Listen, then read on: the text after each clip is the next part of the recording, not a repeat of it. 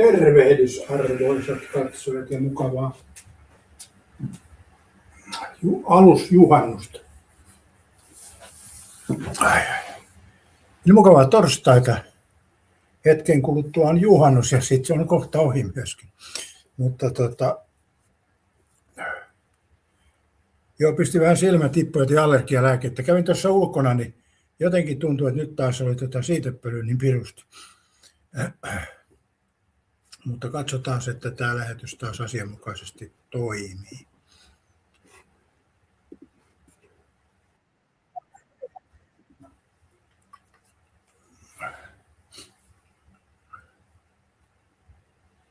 Joo, tänään käymme läpi tästä. Ensimmäinen kierros päättyi tuossa potkupallosarjassa, niin katsotaan vähän mikä on tilanne siellä hetkisen kuluttua.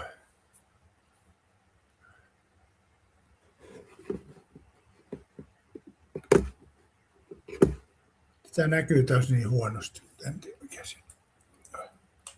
Tulee tuosta liikaa valoa. En tiedä niin.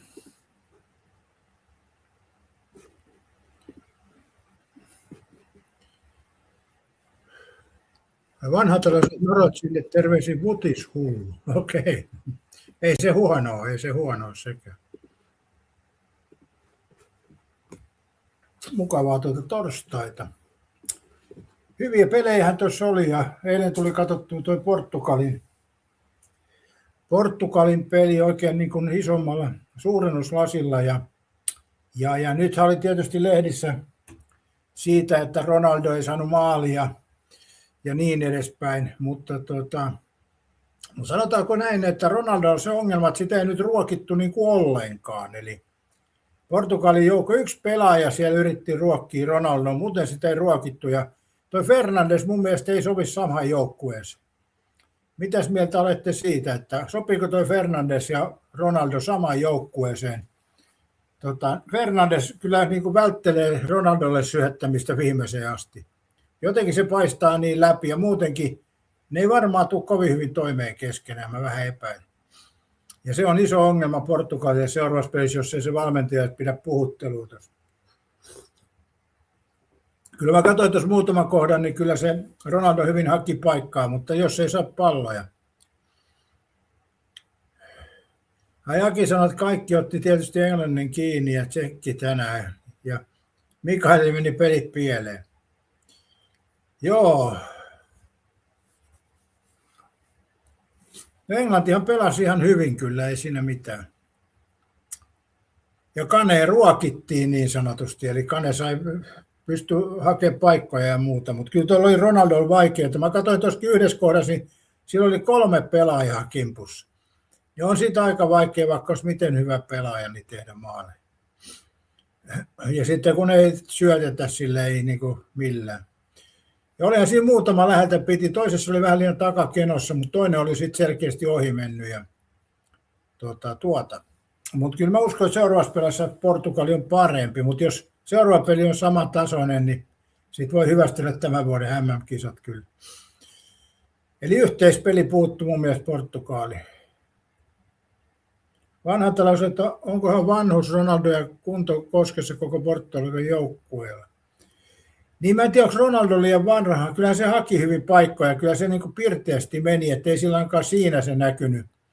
Mutta Portugalin joukkue oli täysin hengetön. Mun mielestä ne pelasi huonosti vielä yhteen. Monet syötöt oli niin kuin, ei niitä ajatuksella tehty. Et siellä on joku joukkueen keskellä varmaan joku ristiriitatilanne, mä epäilen. Eli puuttuu se semmoinen yhteenpelaava Portugali, että jos se valmentaja saa sen, jos se saa valmentajan ne puhuteltua ne pelaajat, niin se voi vielä toimia, mutta huonolta näytti kyllä suoraan sanoa, että vaikka itse tietysti symppaa jollain tavalla Portugalia, en mä usko siitä maailmanmestariin. Siellä on paljon ehdokkaita, mutta Espanja tai Saksahan sen vie, sehän on selvä.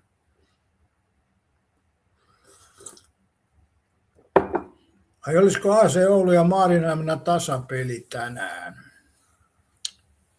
Ei toi Maarianhamina pääse tasapeliin, että sehän on ihan putoava joukkue. Haki sanoi, että puolustus Englannin vielä kysymysmerkki 60 vuoden kirous tulee jatkumaan. En mä tommosiin usko. En mä tommosiin kyllä usko kirouksiin. Mutta mun mielestä kyllä semmoinen yhteispeli, joo, se voi heijastua sinne puolustukseenkin, että suditaan minne sattuu. Tuossa oli väliin, mä ihmettelin sitä maalivahtia, että miksei se pannut heti palloa peliin. Et monesti se vähän niin kuin jahkaili sen pallon lähettämisen. Siis nyt mä kerron, mitä mä analysoin tästä pelistä. Et yksi asia oli se, että ei Ronaldo ruokkinut ollenkaan. Ja yksi asia, mikä tuolla Portugalin, niin lähti aina sieltä toisesta laidasta, jos nyt sanotaan oikea ylälaita vaikka, niin sieltä viemään hyökkäys koko ajan. Jatkuvasti sama kaava. Niin siellähän oli aina 4 ukkoa vastassa, kun ne teki aina saman kaavan mukaan. No ei tietysti 100% aina, mutta noin pääsääntöisesti, niin lähti sinne oikealta yrittää sieltä, että se oli niin kaavamaista yritystä. Ja sitten Ronaldo oli siellä takatolpalla kyttäämästi, sinne ei saatu kertaakaan. Ferdinand ampui ainakin 3 kertaa pallon sinne. Ja kertaankaan se ei saanut nostettua niiden muittajien pelaajien yli sinne Ronaldolle, niin on se vähän outoa kyllä. Pitäisi olla ammatimies. Niin kyllä siinä paistoi se, että se ei halunnut syöttää Ronaldolle, vaan se yritti siihen keskiukoille syöttää. Että toi oli kyllä outo juttu, koska Ronaldo aika usein kyttää siellä takanurkalla.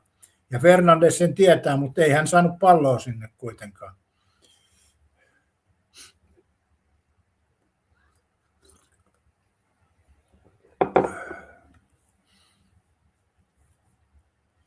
Mutta joo, ei se Ronaldokaan ihan parhaassa virheessä ollut, pari semmoista paikkaa. Toisessa oli vähän takakenossa, mutta toinen oli kyllä semmoinen huitasu vaan.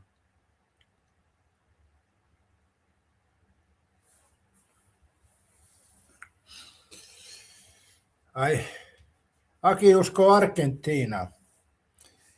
No en mä tiedä, jos se on se Messi kärjessä, niin se voi pilata Argentiinan pelin. Joo. No Messihän pelasi kyllä ekas pelissä hyvin, mutta tuossa kun tämä sanoi tämä vanha talo, että onko vanhus, niin eikö tuo Messikin aika vanhus ole jo kyllä? Silläkin voi eväät olla syöty pitkä kisa. No en tiedä. Mutta ei toi Argentiina välttämättä kyllä maailmanmestari. Se on Espanja tai Saksa. Nämä on mun näkemys.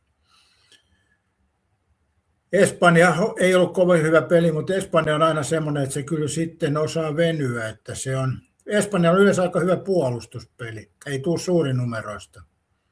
Se voi tämmöisissä kilpailuissa riittää, kun pitää oman päänsä suurin piirtein puhtaan. Ai niin, katsotaan sitä Premier Fantasy vai World Cup Fantasy tilanne. Ensimmäinen kierros tosiaan on tehty siellä ja muistakaa nyt arvoisat katsojat, vaihdot pitää tehdä. Ja aloituskuvakin kertoo tilannetta, mutta tässä on tämä tilanne koko karuudessaan. Eli kärjessä on FOTS 1993, 97 pistettä. Toisena on Pallopuhdit 85 pistettä. Kolmantena Rautarunnarit 84 pistettä. Neljäntenä FC Pokosta 84 pistettä. Äläkä tee nyt Pokosta protestia, mä luen suoraan tästä taulusta, mitä tämä näyttää. Vaikka samat pistemäärät on. Viidentenä Kulmalippu 82, kuudentena AC Oulu 78. Ei kun AC Joulu eikä Oulu. 78. Saksala BK 73. Erittäin hyvin sanottu 71. 8. 9. Eirehti 70. 10. Suursuosikki Kirkkonummen Hurjat 67 pistettä. 11. 25 Edu 63 pistettä. 12. Jalkapuu Jalat 54 pistettä. Ja Englantiin uskova 13. FC Santa Holma pisteen 53. Samoissa pisteillä 14 Web-hotellimies. Ja viimeisenä pitää perää Eetu 92 33 pisteellä. Eetulla ei nyt ainakaan lähtenyt oikein lentoon tämä Fantasy-liiga. Mutta kyllä se huomaa, mutta tässä kun katsoo itseänsä, niin kyllä on naama väsähtänyt, kun on katsonut pelejä. Täytyy pitää taukoa noissa peleissä. Ei noin yöaikaan noissa pelit, niin mä oon torkkunut niistäkin puolet, mitä on yöllä tullut. Niin. Sitten se on semmoista, kun ei tule kunnon unta, niin kyllä se alkaa sitten naamatalossa näkymään. Että tuon mä nyt halusin katsoa tuon Portugalin matsin ja sitten mä katsoin ekan puolen ajan tuosta Englanti-matsista. Mutta sitten mä ajattelin, että ei voi valvoa, mutta sitten se oli semmoista huonoa unta kuitenkin. Eli kyllä tämä on raskasta katselijoillekin, jos pelaajille.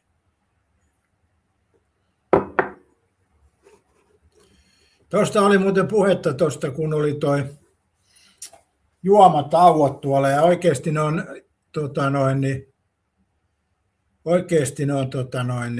mainostaukoja, mutta kutsutaan juomatauoiksi.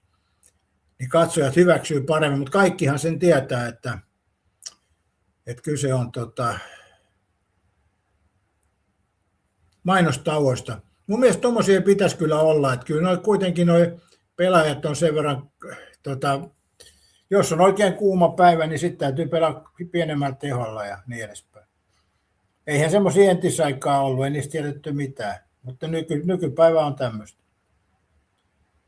Mutta totta kai mainokset täytyy pyöriä, että kisajärjestäjät saa fyrkkaa, sehän se on selvä.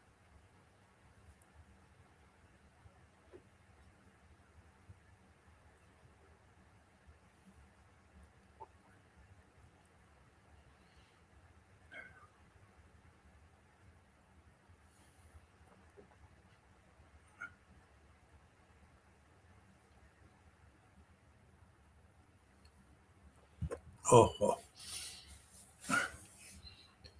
Toinen kuppi kahvia tänään ja sillä on nyt menty. Tuntuu, että jotenkin tuo kahvikaan ei nyt maistu, kun on tämä kesä.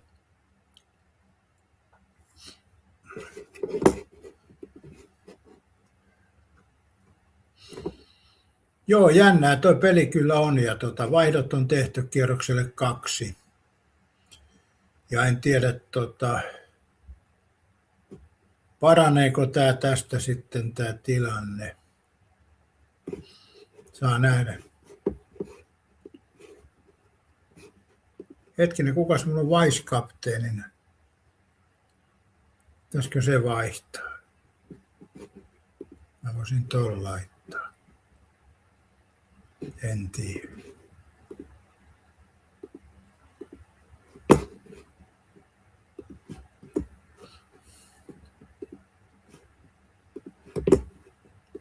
Pannas toi.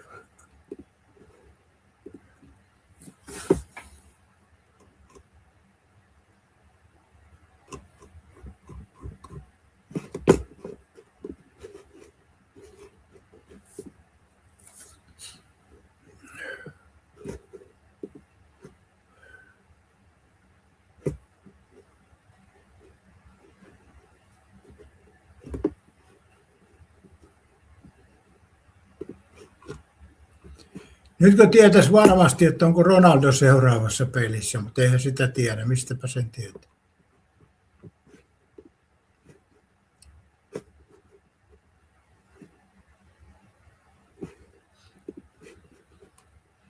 Joo, mulla oli pieni tekoälyn kanssa pieni ongelma tuossa alkukuvakkeen tekemisessä. Mä kerroin sille, millaisen se haluaa, mutta se teki niin kuin ihan kohtuullisen ekan kuvan, mutta sitten mä pyysin pientä hienosäätöä, niin se lähti sitten tekemään omia säätöjä siihen lisäksi. Ja se on vähän työlästä tuossa tekoälyssä, kun se ymmärtäisi, kun se tekee hyvän pohjan kuvaan, niin sen jälkeen ei sitten mitään muita muutoksia, kun ne vaan mitä pyytää. Mutta se tekee aina välillä niitä omia sävellyksiinsä.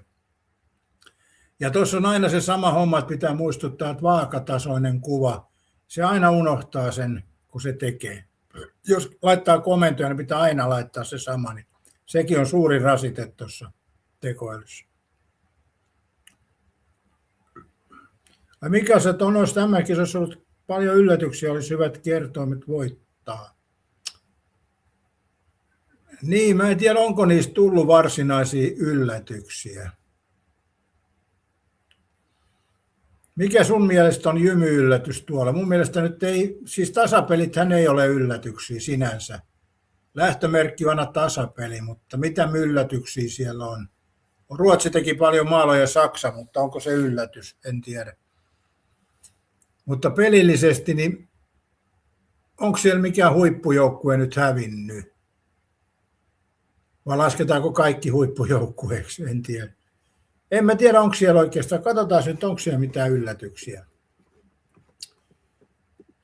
Round 1 tuossa. Meksiko voitti Etelä-Afrikan, ei ole yllätys. Korea voitti sekin, ei sekään nyt iso yllätys ole. Kanada ja Bosnia tasan, se oli ihan ok entisten pelienkin perusteella. Ja USA voitti Paraguayn, ei ollut yllätys. Qatar, Switzerland tasapeli, no se ehkä pienoinen yllätys. Brasilia, Marokko tasapeli, mun mielestä ei ollut yllätys, kun mä sanoin lähetyksessäkin, että Brasilia voittaa tai sitten ne pelaa tasan, että Marokko on aika hyvä joukkue, ettei toi mulle ainakaan ollut yllätys. Haiti, Skotland 0-1, ei ollut yllätys.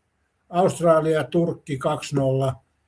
En tiedä, onko yllätys. Aika samantasoisia joukkueita. Saksa, Kurakao 7-1, siinä ei ole mitään yllätystä kyllä. Mä sanoisin, että 6-0 päättyy tuo, niin sen tulos on niin kuin lähes sama. Hollanti, Japani 2-2 näin yllätyksenä. Sitten Ecuador ja mikä toi on? Côte d'Ivoire. Mikähän toi nyt on? Cap Verdekö toi? No siinä ehkä voi olla pieni yllätys. Ruotsi, Tunisia 5-1 ei ole yllätys. Pain, Karpo, tasapeli ja Belgia, Egypti tasapeli. Ne on lieviä yllätyksiä, mutta ei mitään kovin isoja. Saudi-Arabia, Uruguay 1-1, sekin pieni yllätys. Iran, Nyseala 2-2. Ranska voitti Senegalin 3-1. Norja voitti 4-1 Irakin, Argentiina 3-0 Algerian, Itävalta Jordanian. Portugali pelasi Kongon kanssa tasan, ei sekään nyt yllätys ollut. Englanti voitti Kroatian, ei ollut yllätys. Ghana, Panaman 1-0 ja Uzbekit Kolumbia. Mun mielestä tuossa ei nyt oikeastaan ole mitään yllätyksiä. Tasureita on tullut jonkun verran. Ja noita tasurithan kuuluu siis tähän MM-jalkapalloon. Kautta aikaan niitä on tullut ja tulee edelleenkin. Niin sä tarkoitat, että jos olisi ne tasurit osannut oivaltaa, joo totta, siinä olisi tietysti voinut tehdä jonkun verran tulosta rahallisesti. Joo, aivan joo, se tarkoitit sitä. Mutta eihän siellä suuria yllätyksiä ei oikeastaan ole vielä, mutta kyllä mä luulen, että niitä on tulossa. Katsotaan tästä seuraavaksi, että mitä suurta yllätystä on tulossa.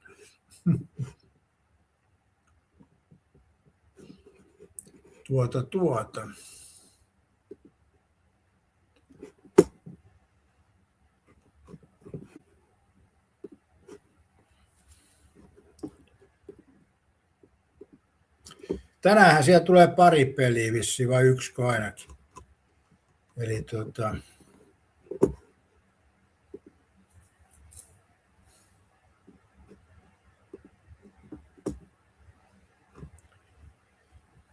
Eli hiirinyt vähän temppuilee. No se on hyvä.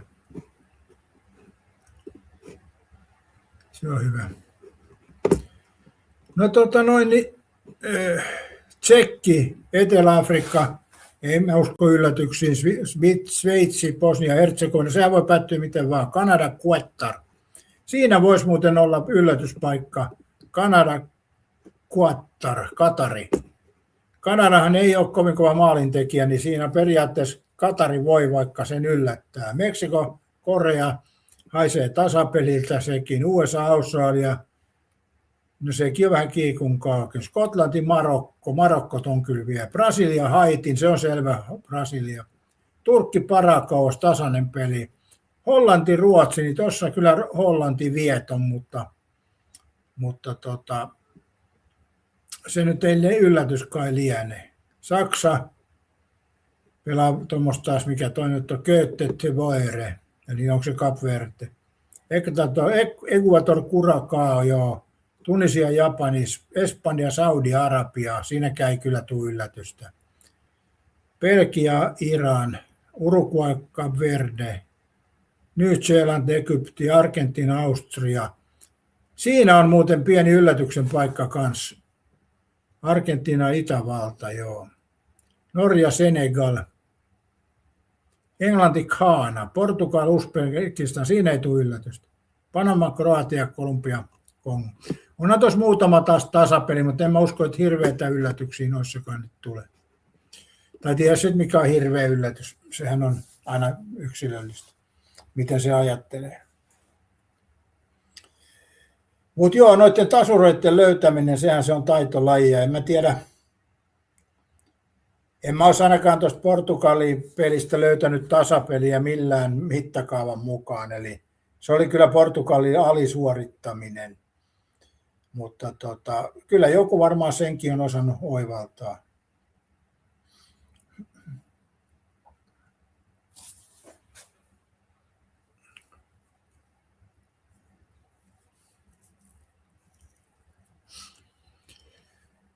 Joo, ja tämän lähetyksen jälkeen alkaa sitten juhannusrauha niin sanotusti. Katsotaan sitten juhannuksen jälkeen taas noita pelejä, miten ne on edistynyt juhannuksen aikaa. Että välitilastoja en tee sitten. Oli tilanne mikä tahansa.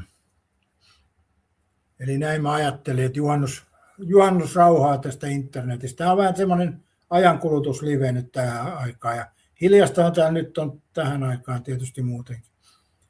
Mutta tuli ainakin kerrottua toi sarjatilanne, mikä oli ensimmäisen kierroksen jälkeen. Eli otetaanko 5 kärki siihen vielä?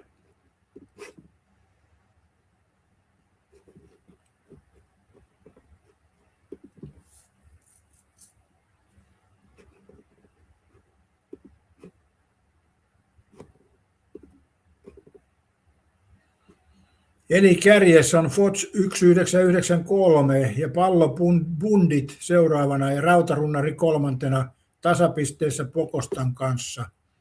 Ja 5. on Kulmalippu sitten. Eli tiukka on, kukaan ei yltänyt 100 pisteeseen. Ja sitten täytyy tietysti huomioida Ari Korvan suoritus pisteellä 53 siellä 13. Katsotaanpas vielä, onko Ari Korvalla mitään nousuhaaveita täällä. Uskoaan Englantiin, ja se on ihan hyvä. Joo.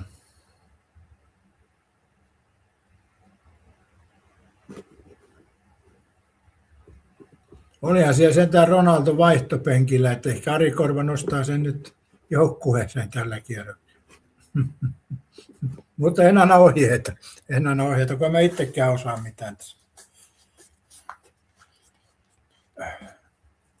Onhan muuten rasvaset eros näissä vesipulloissa. Eli lähdevettä. Kävin ensin tuossa K-kaupassa, mä ajattelin, että pitää ostaa vesipulloita, vähän janottiin. No ei kovasti, kun tämän verran on mennyt, mutta kuitenkin mä ajattelin, että kun oli niin kuuma, niin ostanpa vesipulloja. Astelin sitten reippaasti tuonne K-kauppaan ja ajattelin, että hain kylmää vettä sieltä, niin kylmä lähdevesi maksoi €1,99. Niin mä ajattelin, että en mä kyllä rupea 2 euroa vedestä maksamaan. Onhan se nyt vähän liikaa, eikä niin vähänkään. No sitten mä menin katsomaan sitten, siellä oli muutamat pullot, oli siellä niin kuin lämpimässä vesipulloja. Niin ne maksoi 1,19 eli reilusti yli euron. Mä päädyin sitten siihen ratkaisuun, että en ostanut K-kaupasta mitään. Eli hinnat on kyllä aika rasvaset K-kaupassa. Menin sitten S-Markettiin ja katsoin siellä, niin siellä oli myöskin lähdevettä, mutta siellä oli 90 senttiä vähän päälle oli lähdevedet. Ja mä ajattelin, että se on kyllä vielä liikaa. Mä etin semmoista 70 sentin pulloa. No, voin kertoa, että ei löytynyt kylmästä. Mutta sitten siellä oli semmoinen kahvipiste. Ja sen kahvipisteen kylmäosion alahyllyllä oli lähdevettä ja maksoi 83 senttiä. Ei kun 84 senttiä. Niin siitä ostin 84 senttiä. Ja mä en tiedä, onko tämä käynyt kovin edullista. Eli Espanja silloin on saanut 3 litraa vettä. Että semmoinen ero. Ja Suomi on kuitenkin vedestään kuuluisa maa, puhtaasta juomavedessä. Espanjassa on saanut 3 litraa vettä samalla hinnalla. No toki siellä olisi ollut lämpimänä, mutta joo. Mutta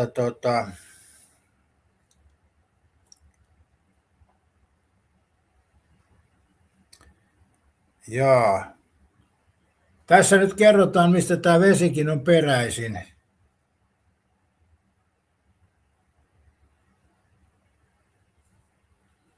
Eli tämä vesi on peräisin Multilan lähteestä Keski-Pohjanmaalta.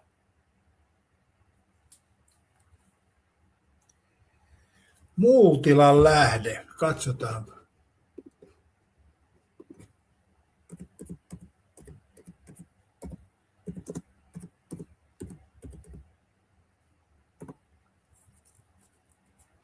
Lestijärven kunnassa, luonnonlähde. Onko siellä aikoinaan lestiä heitetty vesipulloon? Lestijärvi. Lähteestä pulppua vettä vuorokaudessa noin 2-3 miljoonaa litraa. Okei. Vesi virtaa suljossa putkistoissa tehtaalle, Toholammille ja Lestijärvelle, josta pullotaan erilaisia lähdevesi- ja virvoitusjuomia. Eli se on siis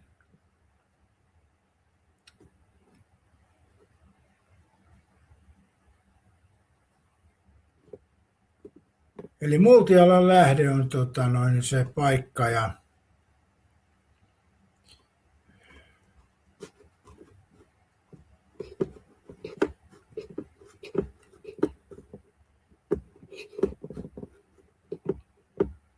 Multilan lähteen kapasiteetti on mittava ja siitä on käytössä arvioitu noin 30%. Luonnonlähteessä vesi uusiutuu jatkuvasti eikä vedenotto vaikuta lähteen toimintaan tai pohjaveteen. Ylimenovesi virtaa Puronon Lestijokeen. Joo, mielenkiintoista toikin, että lähdevettä tulee tolleen niin kuin loputtomasti.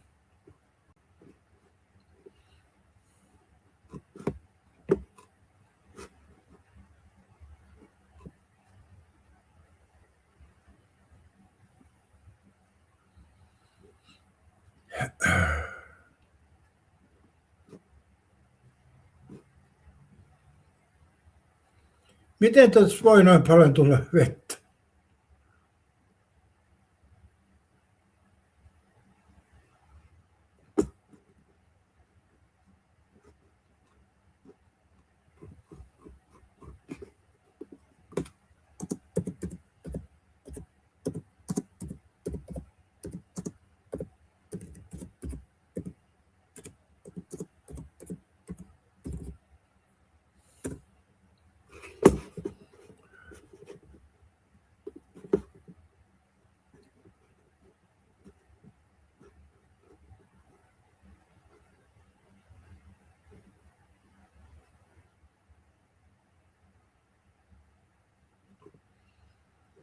Eli sadevesi ja sulanut lumesta, niin se sitten purkautuu tuossa Multialassa.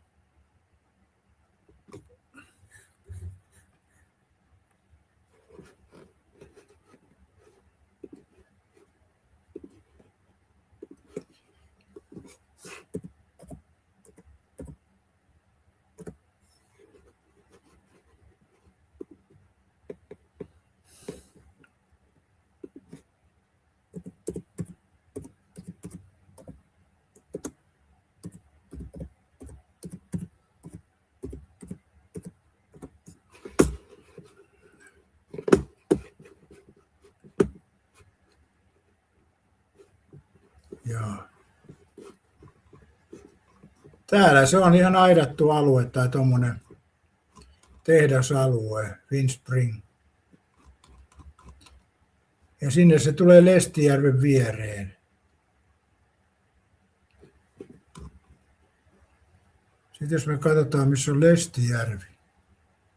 Kaustisen kohdalla, joo. Kaustisen ja mikä tuo nyt oikealla olisi? Kaustisen ja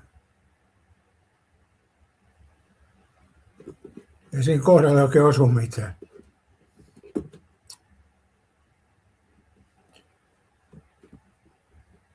Joo.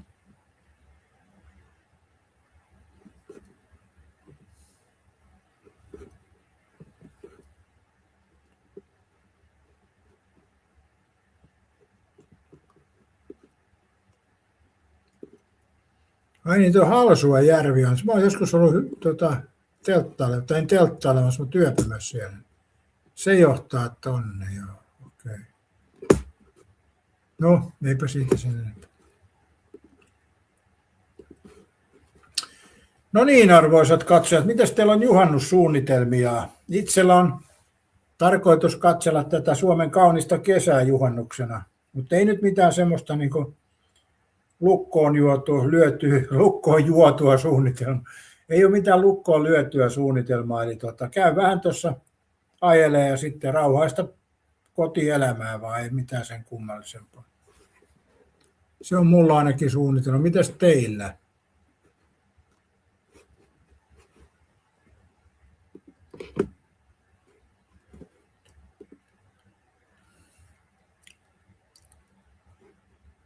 Panos toikin muuten kuntoon toi.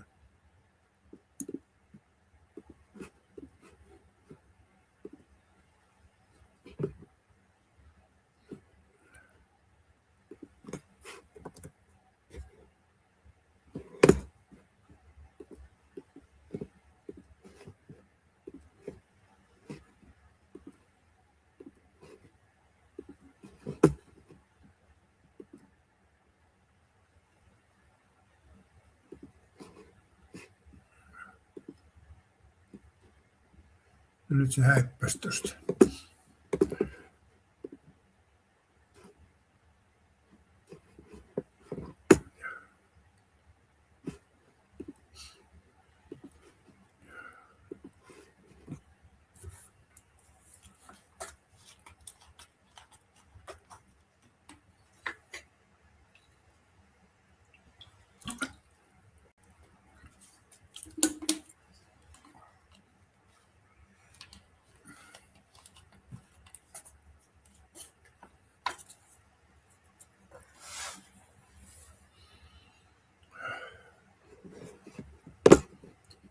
Kato Suvikseen tuossa juhannustapahtumat.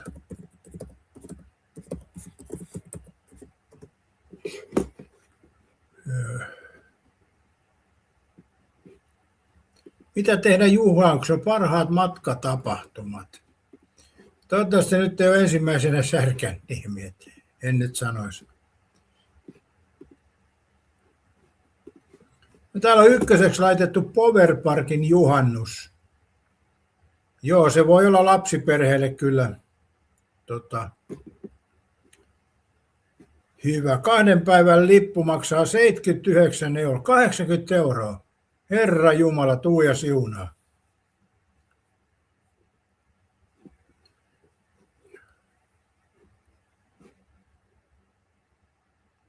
Powerparkin juhannus 80 liput. Kyllä tuntuu aika kovalta. Aika kovalta hinnalta. Mutta siinä pitää yöpyminenkin sitten olla jossain. Raviurheilua, joo, ja huvipuiston huvittelu. On 80, oho. Seurasaaren juhannusvalkeat. Mä olen nuorena ollut Seurasaaressa juhannusta viettäen. Ja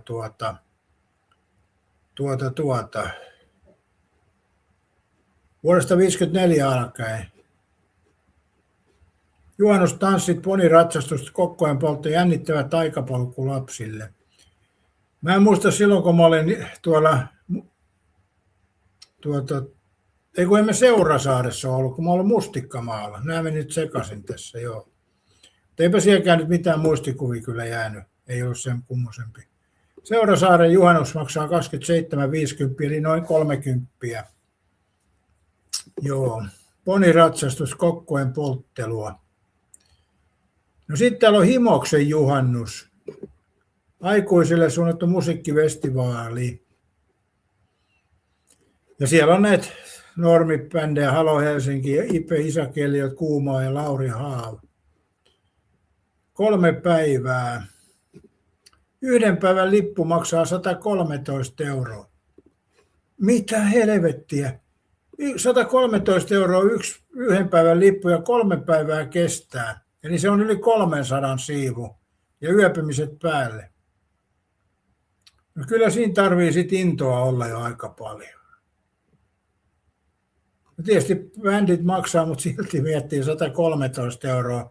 2 henkeä menee, niin 250 selällään ja yhden päivän sitten vaan.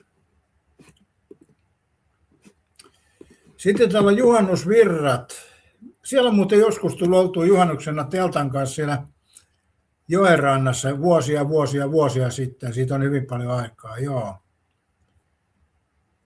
Juhannustapat, Virtain perinnekylä. Ennen se oli kyllä eri paikassa, mutta kokko, juhla ja lavatanssit. Paljon musiikkia, vanhan tuli juhannusmarkkinat. Niin nyt siellä on lavatanssit. Siellä oli joskus Virroilla oli bändejä. Tapahtuma vapaa pääsi. Joo, on se vähän hyytynyt toi Virtojen touhu. Ennenhän siellä oli bändejä ja maksu sisään ja muuta. Sitten on Kalajoen juhannus. 2 päivää kestävä musiikkifestivaali, jossa esiintyvät Oku Luukkainen ja Meiju Suvas. Joo, peruslippu yhdelle päivälle maksaa 30 euroa ja 2 päivän lippu 55 euroa. Mikä on Oku Luukkainen, en kyllä tiedä. Meiju Suvas, niin no joo. Ei ainakaan nuorison tapahtuma varmaan ole tämä kyllä sitten. Sitten on Sieravuoren juhannus. Honkilahden Leurassa. Lomakeskus, juonohjelman artistein kuulet Pasi, Anssi, Jaakko Kulta, Ahti, Tupe ja Jampo. En ole ikinä kuullutkaan, mutta enkä minä tarvitse tämmöisistä kuullakaan. 2,79 ennakko ostettuja 3 päivän 8 yhden liput Sieravuoren juhannukseen sijoittuvat Leirinen alueella. Päivälippuun hinta ennakko-osto 35. Täällä muuten on kirjoitusvirheitä vähän jonkin verran, niin sen takia menee vähän sinat sakaisin tässä. Sitten on Ruka Kuusamo.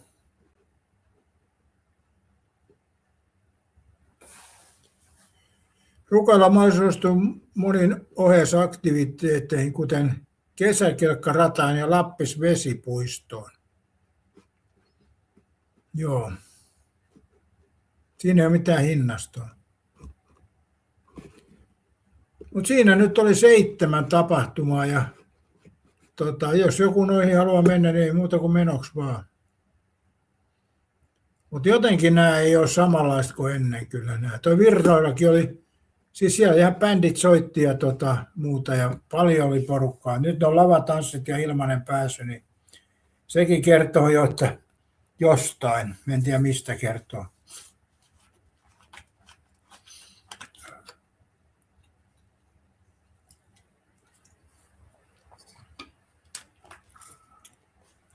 Mä en tiedä, onko tuo juhannus enää samanlainen kuin ennen. Entisaikaan oli paljon, siis nuoret lähti juhannusta viettämään, mutta nykyisin se on kai vanhusten juhla, että mennään mökille ja käydään siellä paikallisessa K-kaupassa ihmettelemässä hintoja. Ja ei se kai nykypäivänä on. Ei ole samanlainen ehkä tuo juhannus, mitä entisaikaan oli nuorille tuo juhannus. Silloin kun mäkin olen suurin piirtein ollut nuori joskus. Mitä te olette mieltä, onko tuo juhannus mennyt, että se on vain vanhojen ihmisten juhla mökeillä, grillataan makkaraa vai onko siinä vielä semmoista, merkitseekö se enää nuorille yhtään mitään?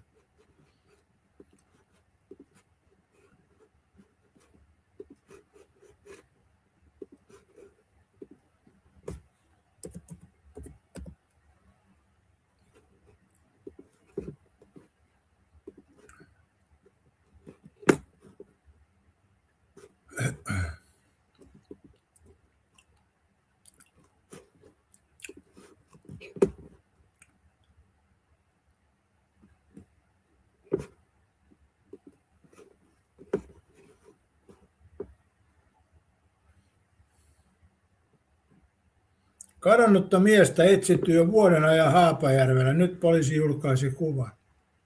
Okei, polkupyörällä vetää ylämäkeen. Sillä on kyllä oikein niin kuin reput selässä ja kaikki, että varmaan tottunut maasta kulkea.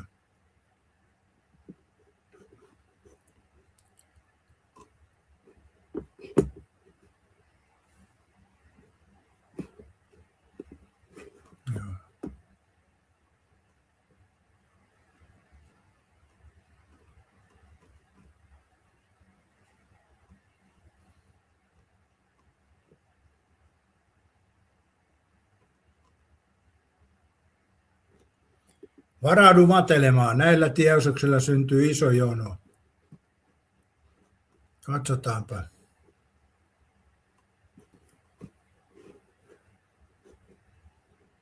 Vitostie Pertunmaa ja Kuortin välillä liikennemäärä nousee juhannuksena peräti 304%. Samanlainen kasvu tieliikennemäärässä myös Mäntyharjon ja Toivolan välillä. Yli kaksinkertainen nelostielle Heinolan seudulla Lusissa ja Vierumäellä.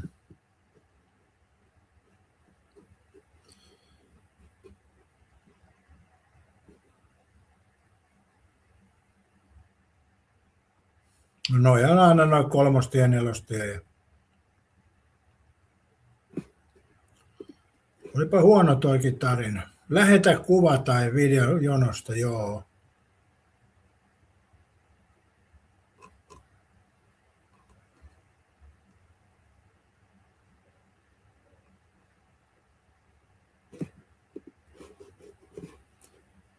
Lääkärin heti, jos huomaat tämän muutoksen.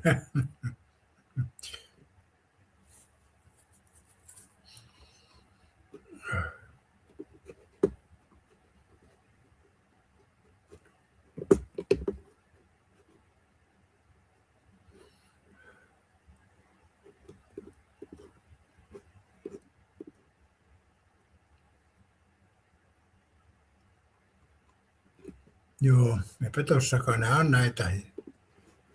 Joka vaivaan on aina jotain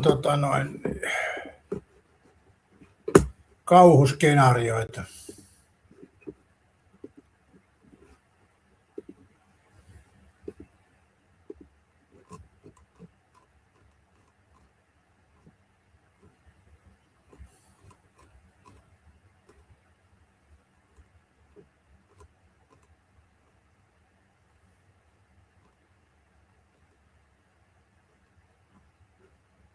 Uhkajien uusi valmentaja, tänne voisi katsoa vielä.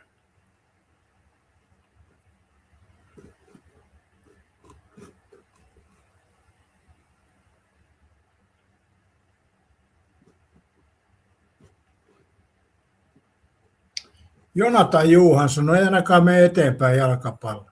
Sanotaanko näin?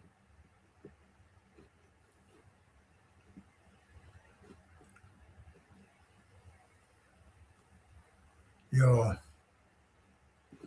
Eli Suomen potkupallo jatkaa potkupalloilua edelleen. Johanssoni tulee mukaan valmennusrinkiin, niin ei kyllä nosta tasoa millään tavalla. Se on vaan tietysti minun mielipide, jokainen voi olla eri mieltä, mutta näin mä ajattelisin.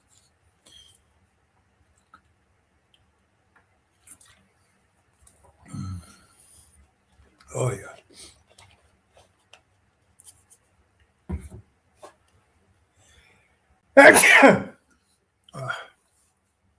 Joo, vähän noin siitepölyt kävi nokkaan, kävi ulkona. Mä otin kyllä tuossa allergialääkettä, mutta hieman näkyy vielä aivastuttavan. Ehkä se tästä. Juhannusflunssa. Ja tosiaan en ota juhannuksena alkoholia, koska mä olen lopettanut alkoholin käytön. Mutta mä teen varmaan mielin jotain hyvää soodajuomaa, mitä voisi ottaa niin kuin juhannusaattona. Joku semmoinen istuu ja ottaa jotain. Kermavaahtoahan siitä pitää olla. Saa nyt nähdä. Jos tulee hyvää, niin mä teen sitten videoa. Jos epäonnistuu, niin vaikeinen kuin muuri.